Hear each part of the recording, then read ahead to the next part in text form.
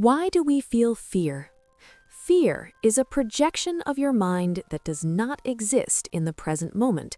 When you stand in front of a tiger, you don't have time to be afraid. You act. But when you sit at home and think, what if I lose my job? That fear is not of the present. It is a trick of your mind that pulls you away from the now and sends you into a future where you have no control. Friends, today we are diving deep into Eckhart Tolle's world-renowned masterpiece, The Power of Now. This book consists of 10 chapters, which are enough to change the course of your life. Let's see what these 10 steps will teach us. Chapter 1. You are not your mind or your thoughts. You are the silent observer beyond those thoughts. Chapter 2. The scientific path to permanent liberation from the pain of the past and the anxiety of the future. Chapter 3. Entering the magical power of the only absolute truth, the only now. Chapter 4. Unveiling the secret strategy of how your mind keeps you unhappy by avoiding the present. Chapter 5. How to remain fully conscious and alert in every second of life. Chapter 6. Conquering premature aging and disease by connecting with the infinite life force within the body.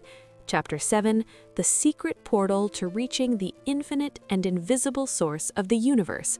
Chapter 8. How to eliminate conflict and drama within relationships and transform them into a spiritual union.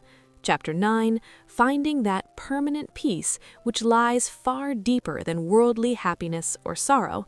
Chapter 10. Not giving up to the situation, but becoming invincible by surrendering yourself to the flow of life. These 10 keys are ready to solve all the complexities of your life. So let's begin this transformation. Chapter 1. You are not your mind. The core foundation of this chapter is the voice that constantly talks inside your head is not you. Eckhart Tolle claims that our mind is the root cause of all our suffering. When we confuse ourselves with our thoughts, fear, anxiety, and unrest are born. The mind is always either stuck in the past or running toward the future. Tolle says that when you learn to observe your thoughts like a third person, only then will you find your true being or consciousness. The mind is a tool meant to be used, but we have now become slaves to that tool. Liberation from this slavery is spiritual awakening. Real-life examples and philosophy. The madman and his muttering. Imagine a person on the street talking to himself. We call him mad. Tolle says our condition is exactly the same. The only difference is that the madman speaks out loud while we mutter inside our minds all the time. What will happen tomorrow? Why did they say that to me? What if everything ends? This incessant voice robs us of our true peace. When you start listening to this voice, you will realize the one who is speaking is separate and the one who is listening is separate. You are that listener. The sky and the clouds. Your true consciousness or soul is like a vast, clear blue sky, and your thoughts are like dark clouds floating in that sky. Clouds can never destroy the sky, they only cover it temporarily. Looking at the clouds, that is thoughts, we think the sky itself has turned black. But with a little awareness it can be seen that beyond the clouds, the sky is always calm and blue. Your job is not to fight the clouds, but simply to watch them come and go. The practical exercise of this chapter. In this chapter, Tolle teaches us a powerful technique to calm the mind. Exercise. Watching the thinker. Whenever you remember during the day, stop for a moment. Now pay attention to what thought is running inside your head at this very instant. Ask yourself, what is my next thought going to be? Then, like a cat watching a mouse hole, silently wait and look at your mind. You will be surprised to see that as soon as you consciously wait for a thought, the mind becomes completely still for a while. Objective: to create a gap or space between you and your thoughts. These small moments of stillness are your true peace. 3 major lessons of this chapter. 1. The mind is only a tool. Use the mind for work, but do not let it rule over you all the time. 2. past and future are illusions. The mind always keeps you trapped in these two places. But remember, life only happens in the now or the present moment. 3. Become the observer. Do not get into an argument with your thoughts. Simply observe what thought is coming and let it go. Friends, today you learnt that you are not a slave to your mind. Rather, you are the possessor of an infinite consciousness. But why does this mind constantly want to drown us in a sea of agony? Why can't we escape this sorrow even if we want to? See you in the second chapter, where we will reveal the path to liberation from pain, knowing which will allow you to bid farewell to all your mental suffering in your life forever. Chapter 2. The Path to Liberation from Pain. The core foundation of this chapter is, pain or suffering lasts only as long as you identify yourself with your mind. Eckhart Tolle introduces a new concept here called the pain body. All the old sorrows, insults, and hardships of our lives accumulate inside us as a form of negative energy. Whenever a situation hits those old wounds, the pain body awakens and takes control of us. Tolle claims that the only way to escape this agony is through conscious presence. When you do not hate the pain but simply observe it, the darkness of suffering evaporates like steam in the light of your awareness. Real-life examples and philosophy. The pain body or the internal monster. Imagine a small monster living inside you whose favorite food is your sorrow. When you get angry or depressed, it feels joy and grows larger. Often, we feel sad for no apparent reason. In reality, that internal pain body is making us think negative thoughts so it can become even stronger. Recognizing it is the first step towards freedom. The moment you say, "I'm feeling pain right now," the monster begins to lose its power. Darkness and the flashlight. If you start hitting the darkness in a dark room with a stick, will the darkness go away? Never. But if you turn on a small flashlight, the darkness cannot last for even a second. Your awareness is that flashlight. Fighting with pain is like fighting with darkness. Stop the fight and just turn on the light of awareness. The pain will find its own way out. The practical exercise of this chapter. In this chapter, Tolle teaches an infallible technique to deactivate the pain body. Exercise. Whenever you feel very bad, angry, or like crying, do not try to run away from it. Sit quietly and focus your attention on that pain inside your body. Does your chest feel heavy? Is there discomfort in your stomach? Keep your entire focus fixed on that feeling. Do not judge it. Do not think that it is bad. Simply feel that energy. Objective. When you look directly at the pain, it can no longer control you. In the heat of your attention, the pain body gradually transforms into pure consciousness. 3 major lessons of this chapter. Pain is a creation of the mind. There is no agony in the present moment. All suffering either comes from the past or from the fear of the future. Recognition is liberation. Whenever the pain body tries to take control of you, remind yourself, "This is not me, it is just an emotion." Acceptance, not resistance. Whatever you resist, persists. If you accept the pain simply, it calms down on its own. Friends, today you learnt the secret of defeating that invisible monster or pain body within you. You have now learnt the first lesson of rising above suffering. But how is it possible to remain in this conscious state at all times? How can one break the illusion of time and enter the kingdom of now? See you in the third chapter, where we will reveal moving deeply into the now, knowing which will allow you to break the slavery of time and taste permanent liberation. Chapter 3. Moving deeply into the now. The core message of this chapter is, time is a mental illusion. Eckhart Tolle explains that all the problems in our lives are actually creations of time.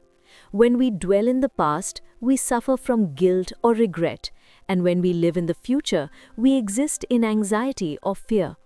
Tolle claims that life actually exists in only one moment, and that is now. If you can fix your mind completely on the present, your so-called problems will transform into mere situations, which are easily solvable. The greatest success in life is entering the state of timelessness. Real-life examples and philosophy. Dangerous situations and mental silence. Tolle speaks of a practical experience. When a person's life faces extreme danger, such as an accident or life-threatening situation, their mind suddenly stops talking. In that moment, there is no past or future, only a sharp present. In this state, the human body and brain function with incredible speed. The author says that the way you become one with the present in that moment of danger, if you can do it consciously in normal life, you will possess infinite mental power. Nature and the absence of time. The author gives a wonderful example. He says, if you ask a dog or a tree, what time is it, they would likely be surprised. To them, there is only one time, and that is now. A rose is not worried about how it was last year or whether it will wither next week.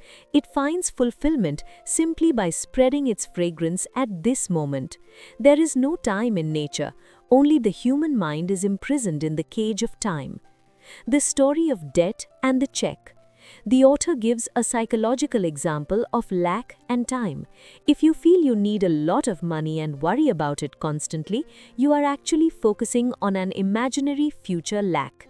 If you perform your present moment's task perfectly, the quality of that work will bring you wealth. Seeking future success while ignoring the present is like a check that has no bank account. The practical exercise of this chapter. Exercise. Tolle asks us to distinguish between two types of time. One is clock time, time required for tasks like appointments or planning, and the other is psychological time, the sorrow of the past or anxiety of the future. Your task is to step out of clock time immediately after finishing your daily tasks. Once the work is done, the time is done. Return to the present. Objective: to drag the mind back to the present from the worries of the future. When you break the illusion of psychological time, all the heavy burdens of life become light. 3 major lessons of this chapter. Life is only now. Nothing ever happened in the past, and nothing will ever happen in the future. Everything happens in the now. Problems are mental shadows. Most of our problems are just thoughts about the past or future. In the present moment, there is usually only a situation to be handled or accepted. Honor the present. Make the present moment your primary focus and let the past and future be secondary. But why does our mind repeatedly try to take us away from the now? What cunning strategies does the mind use to rob us of our present peace? See you in the 4th chapter, where Eckhart Tolle will reveal mind strategies for avoiding the now, knowing which will allow you to catch all the traps of your mind. Chapter 4. Mind strategies for avoiding the now. The core message of this chapter is, the mind always loves to wait. Eckhart Tolle shows here that our mind fears the present moment because in the now, the mind has no control. Therefore, the mind either keeps you trapped in a memory of the past or lures you with the greed of reaching some imaginary future happiness. The primary lesson of this chapter is liberation from ordinary unconsciousness. We often think, I will be happy once this happens, or I will be at peace when that is finished. This waiting mindset is the mind's greatest strategy to avoid the present. The mind creates an illusion where you always feel that real life hasn't started yet and that it will begin at some point in the future. Real-life examples and philosophy. The example of the waiting person. Tolle speaks of 2 types of waiting. One is waiting for a train at a station, which is a simple task, and the other is mental waiting. Suppose you are bored with your current job or life and are thinking, when will the holiday come? When will I get a better job? Or when will I retire?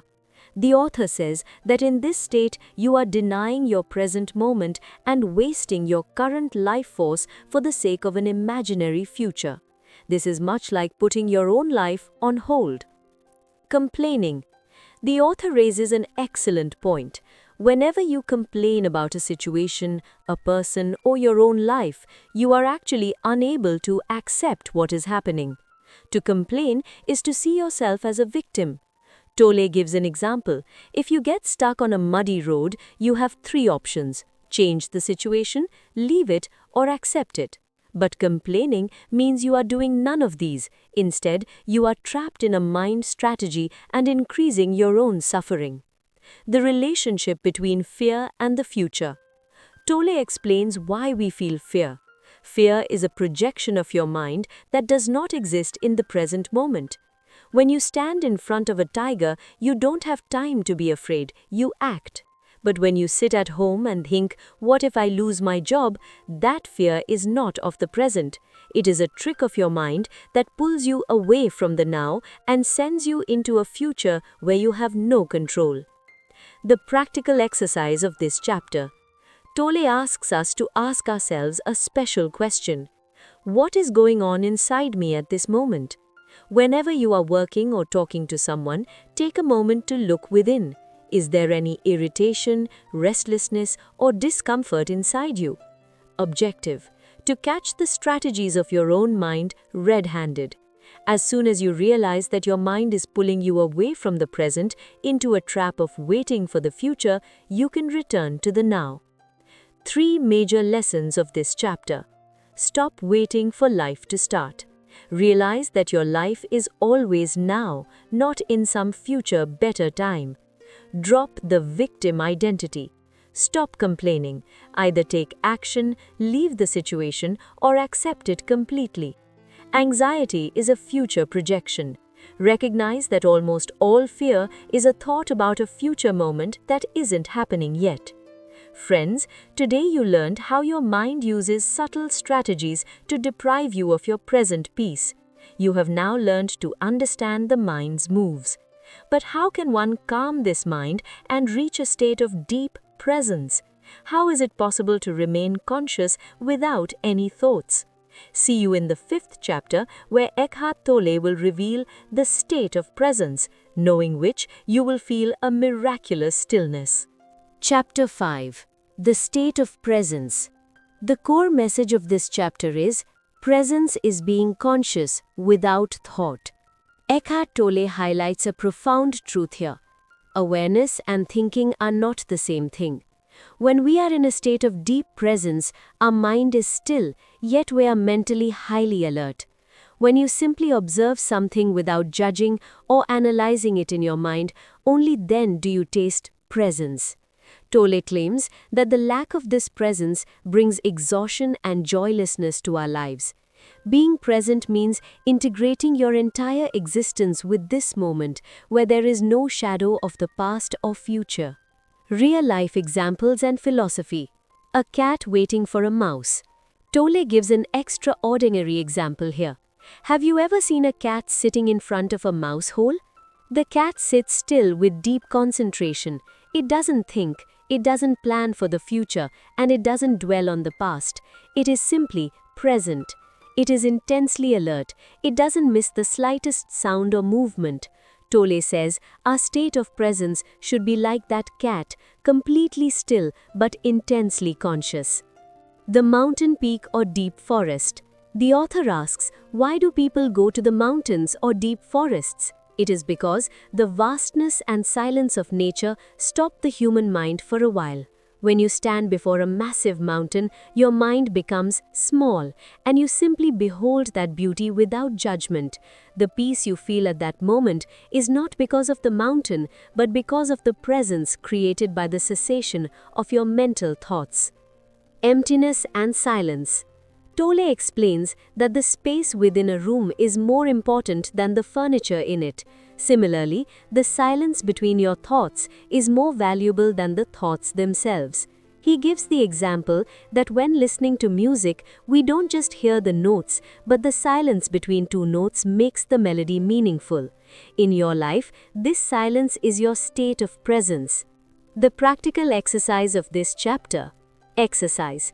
Tolle provides a simple but effective method. Whenever you feel that you are getting lost in the world of your thoughts, take a deep breath and feel that breath entering and leaving your lungs. Then try to feel the life energy or a subtle tingling inside the palms of your hands. Objective: to shift your awareness from the head, thought, to the body. When you feel the spark of life within the body, the mind naturally becomes still and you return to the state of presence. 3 major lessons of this chapter.